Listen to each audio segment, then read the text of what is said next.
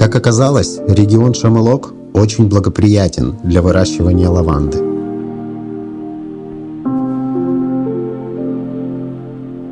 Эта винокурня появилась здесь в 1930 году, благодаря буму на парфюмерию. И тогда появился спрос на эфирные масла. Похоже на самогонный аппарат. Принцип тот же самый. С тех пор спрос только рос, и винокурня постоянно усовершенствовалась. На сегодняшний день этот завод может производить до 3000 литров в год. Надо поблагодарить хозяев, которые дали мне такую возможность насладиться ночью в лавандовом поле. Thank you very much. Thank you. Вот так когда-то маленький семейный бизнес семьи Обанель перерос в прибыльное производство с доходом более 500 000 евро в год. На этом заводе по-прежнему трудятся члены этой семьи. Вот такая она династия.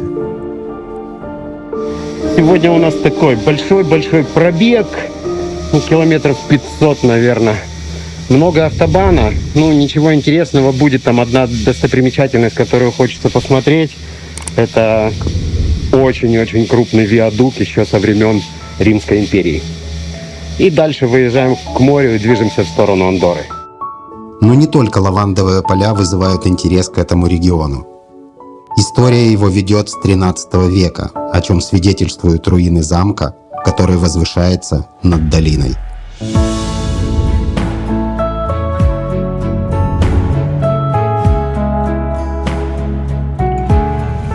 Просто охренеть!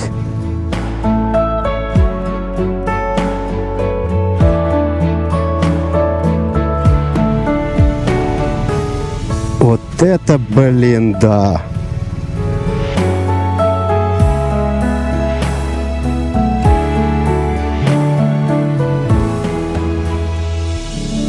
Вот когда видишь такие городки, как-то пипец, по такой улочке просто взял и проехал. Правда, нарушил правила движения. Простите, местные жители. Снова на автомагистраль. Продолжаем двигаться по маршруту. Сегодня большая часть маршрута – это дорога автомагистралями. Но это тоже интересно, так как при нечастых остановках можно увидеть много чего нового и интересного.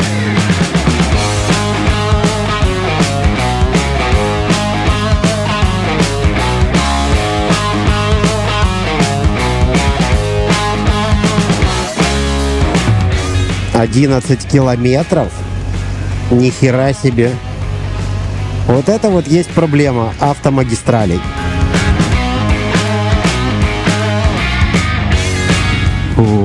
Капец, 34 градуса.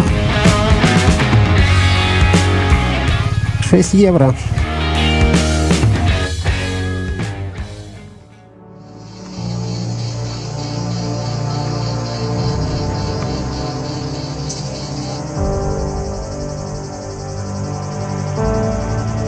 Жарко сзади.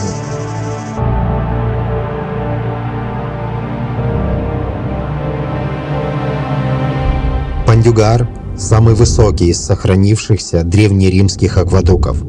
Его длина 275 метров. И самый высокий, его высота 47 метров.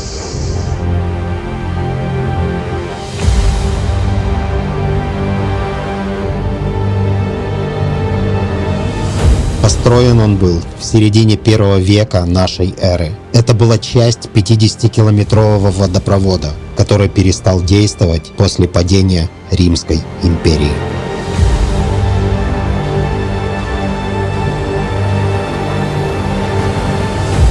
На него смотришь, он просто величественный. Когда составляешь маршрут, ты же, по сути, не знаешь, какая будет погода, что, как, чего. Ты увидел эту точку, изучил ее, посмотрел, что там в ней, как, каким образом, какая история этого места. А на погоду-то ты не смотришь.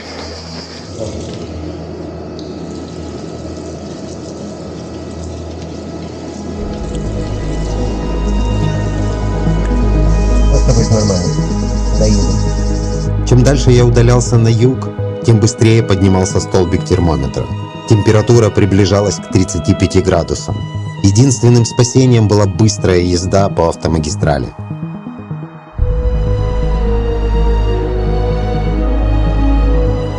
Но не всегда движение по этой дороге может быть быстрым и комфортным.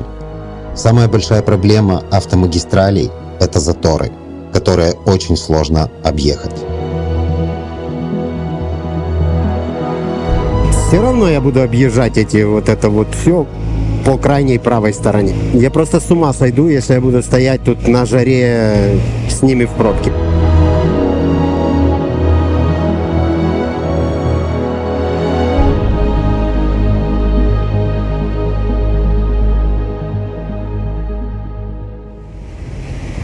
Мы наконец съехали с автомагистрали, и тут так прохладненько, так хорошо. Будем уходить в горы. Ну, они здесь не такие высокие, как Альпы, но Пиренеи тоже горы.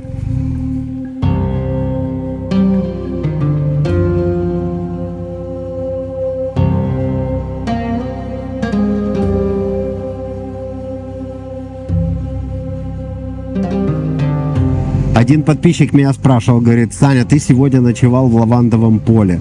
Вчера ты ночевал в винограднике. Что будет дальше? Ответил: дальше, возможно, пустыня, но, блин, не знаю.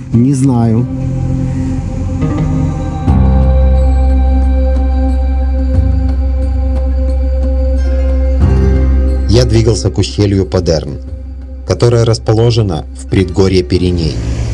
Пиренейские каньоны, хоть и маленькие, но дорожки такие интересные, прорубанные трошки. Но все равно время приближалось к вечеру, и о ночлеге думать нужно. Не изменяя традиции, искал ночлег в деревнях. Тогда я даже не представлял, в каком уникальном месте я буду ночевать. Вот этот городок, почему-то перевернута табличка.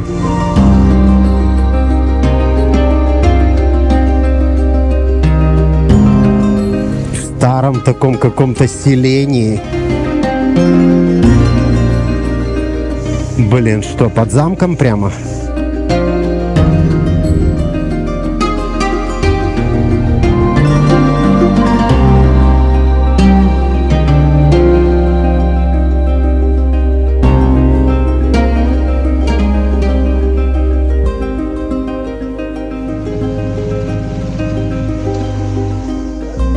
No problem.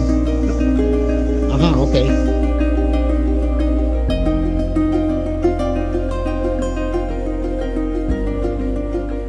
Это жилой дом. Такие вещи люди сдают. Сдают комнаты. Смотрите, как круто. Я, если честно, очень хотел пожить в таком. Лет. Что еще надо? Через 40 минут будет ужин, и все будет окей. Хозяин сам готовит, пригласил меня на ужин. Is it zero? Yeah. Yeah. Sorry. Thank you.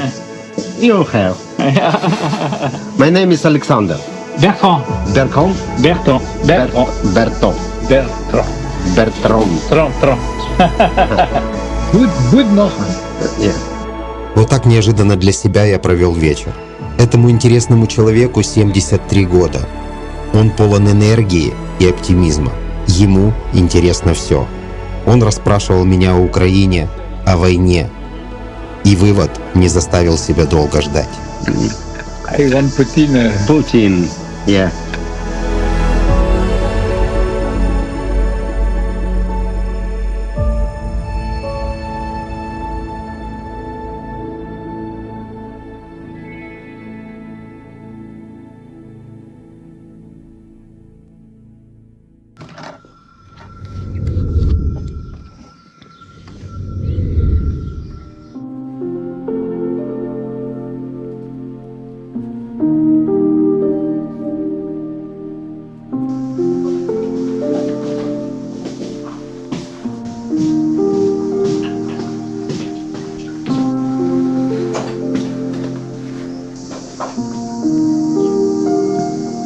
Но прежде всего, чем куда-нибудь ехать, мы должны позавтракать.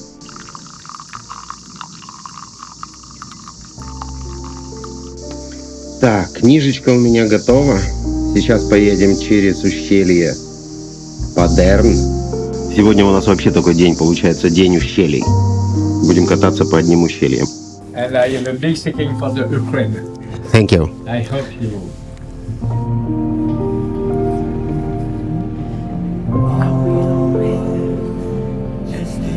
Nice. Thank you.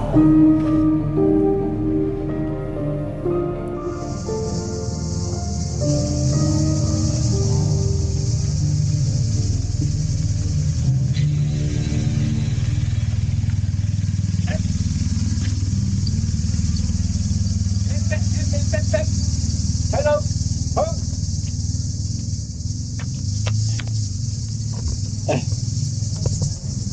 The camera.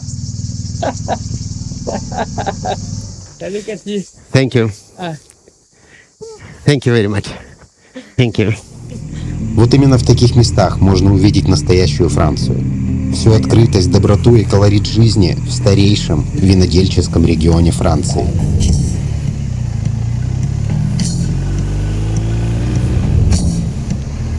Сегодняшний день не предусматривал большого пробега, так как на пути будет очень много красот и нерукотворных чудес природы.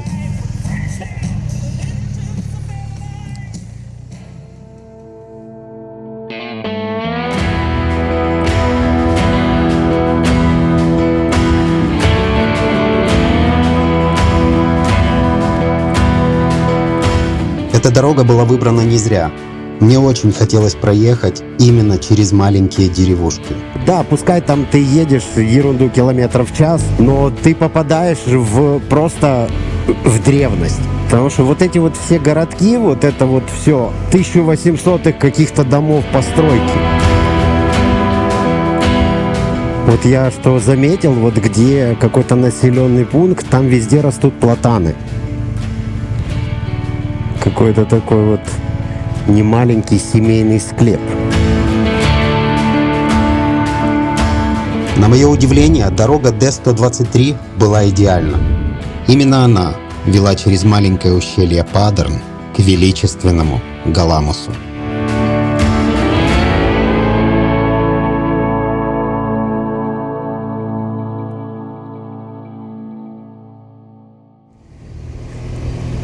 Ну, эта часть дороги такая, достаточно коротенькая. Его длина, по-моему, всего там что-то 2,5 километра.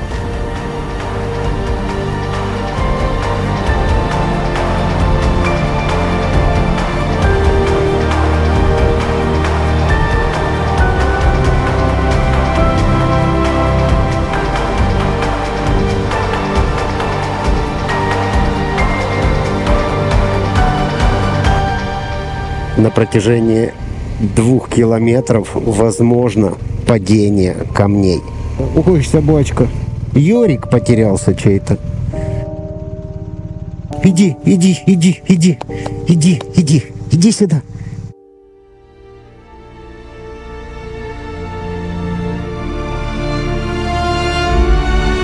Получилось поймать эту собачку.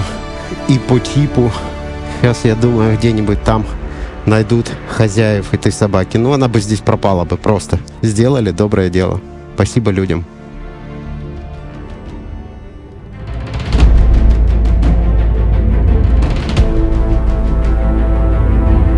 Мы добрались до ущелья Галамус. Оно вырубано рекой Аглы. Глубина каньона в этом месте достигает 500 метров. Ширина самого узкого места 2 метра. Каких-то 1,5 километра и все.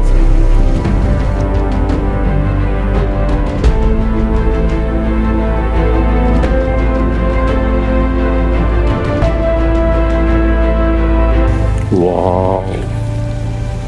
Очень впечатляет.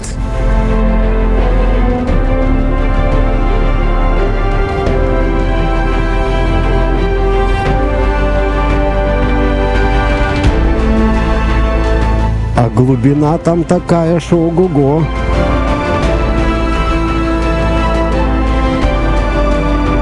Эта уникальная дорога была построена в XIX веке. Все работы выполнялись вручную. Рабочим приходилось рубить дорогу, будучи подвешенными на веревках. Красивая дорога.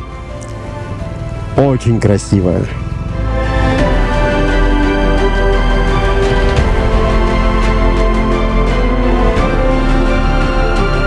Но здесь есть еще одно место, которое достойно внимания.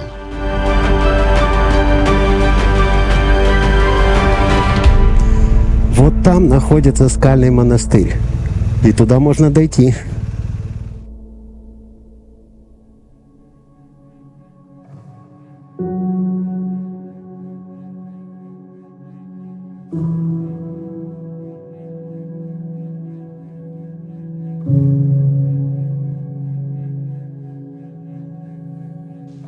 Первые отшельники стали изолироваться в этих пещерах еще в XIV веке.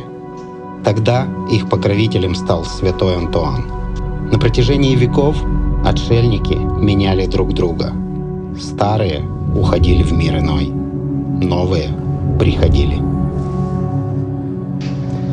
Захоронение 1870 года.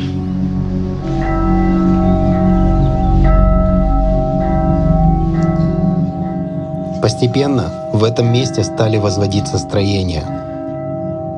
Здесь находится вырытая в скале церковь.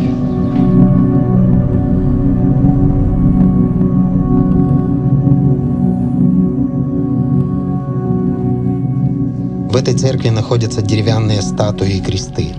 За счет уникального климата они сохраняются уже более 200 лет.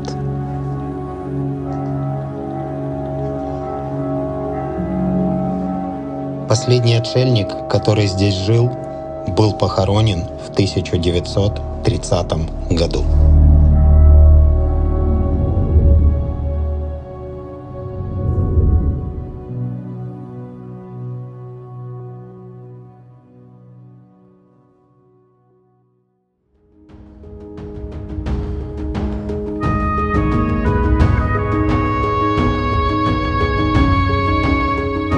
Ущелье Галамус меня очень впечатлило. Это уникальная дорога, которую нужно увидеть.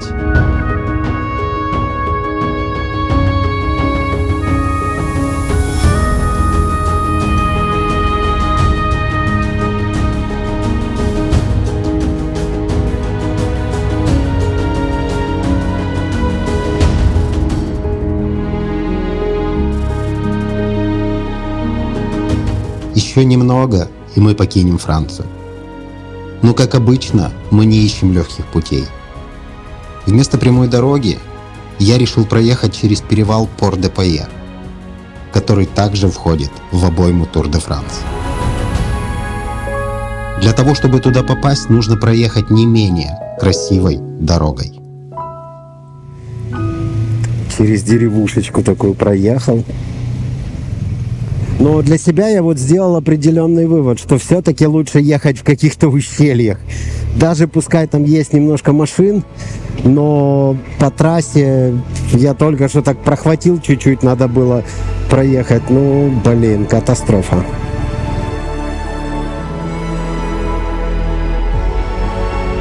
Сейчас будет еще одно интересное ущелье. Там вообще дорогу невозможно было расширить больше 2 метров.